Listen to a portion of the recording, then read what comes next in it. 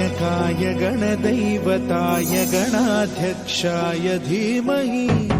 गुणशरीराय गुणमण्डिताय गुणेशानाय धीमहि गुणातीताय गुणाधीशाय गुणप्रविष्टाय धीमहि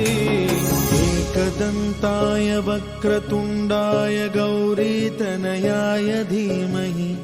गजेशानाय भालचन्द्राय श्रीगणेशाय धीमहि